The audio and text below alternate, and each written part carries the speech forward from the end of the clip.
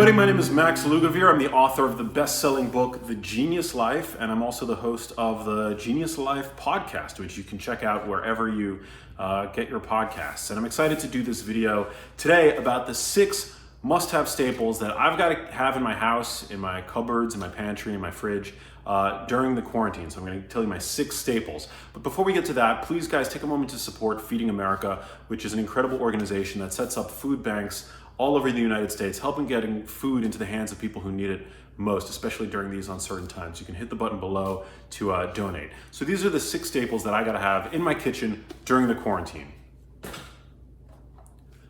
Number 1, a good cup of herbal tea. I love having herbal tea around. It's caffeine free, it's warming, it's grounding, and when I get that craving for a snack, having tea, it actually satiates that craving because it gives me something to do, sends me to the kitchen, I got to make the tea, but it's a calorie-free way of getting to try something and put my, to put something into my face so that I can, satiate that craving. There's a lot of really healthy teas out there. In particular, I love rooibos, which is a powerful antioxidant. This tea combines it with turmeric, which is an anti-inflammatory compound. Spice used in Ayurvedic cooking for a very long time. Cinnamon, which also has antioxidant properties, good at helping manage blood sugar, and vanilla. So I'm a big fan of herbal tea. The next must-have staple is dark chocolate. In particular, one that I've found that I like lately, and I have no affiliation with this company, Lily's. They don't add any sugar. It's stevia sweetened, and this is a very dark chocolate, 92% cacao. Dark chocolate is great. It's full of magnesium. It's also full of an important mineral called copper, which is really important. And also flavonols, which are good for cardiovascular health, and so much more. So I'm a big fan of dark chocolate. I call it a genius food, actually. Another staple for me is bone broth. So bone broth, Kettle and Fire. This is one of my favorite bone broth companies because they make shelf stable. It's important during these times.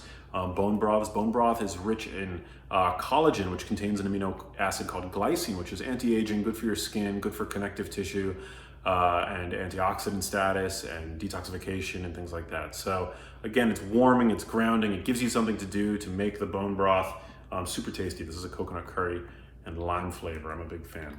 So check out Kettle and Fire. I love those guys. Another staple and also shelf stable is canned fish, in particular sardines. I'm a huge fan of sardines because they're an amazing source of vitamin D, which you're getting less of because you're spending less time outdoors. Also selenium, an amazing source of protein, as well as healthy fats like DHA fat. Also a very low mercury fish. So, for people that are pregnant, for children, sardines are incredibly, not just safe, but very beneficial, very helpful. So sardines, baby. Up next, we've got grass-fed beef. This is something that you can easily freeze and take out and thaw when you're ready to cook. Grass-fed beef is incredibly nutrient dense. I always look for pasture-raised. Doesn't really have to be organic, but this just happens to be organic. But grass-fed is what I'm looking for. Beef is an amazing source of various minerals, of zinc, of vitamin E, of carotenoids, of protein, of a compound called creatine, which helps boost energy production in the brain as well as in your muscles. So I'm a huge fan of grass-fed beef, baby. Next up, and lastly, we've got extra virgin olive oil. Now, extra virgin olive oil is actually a fruit juice because olives are a fruit. And it's the only fruit juice that you should ever consume because most fruit juices are just pure sugar, extracted from the fibrous matrix of the whole fruit. But extra virgin olive oil, on the other hand, it's a very healthy fat and it's full of antioxidants that have been shown to be powerfully anti-inflammatory. So I use extra virgin olive oil as the primary oil in my house. I use it to cook at low to medium temperatures. And I also use this as a finishing, almost like a sauce that I put on eggs, I put on salads, and even meats and fishes and things like that. So you always want to have a good extra virgin olive oil. I was given this by my friends at Primal Kitchen, great brand. So those are the 6 staples that I always have to have in my house, but especially now during these quarantine times.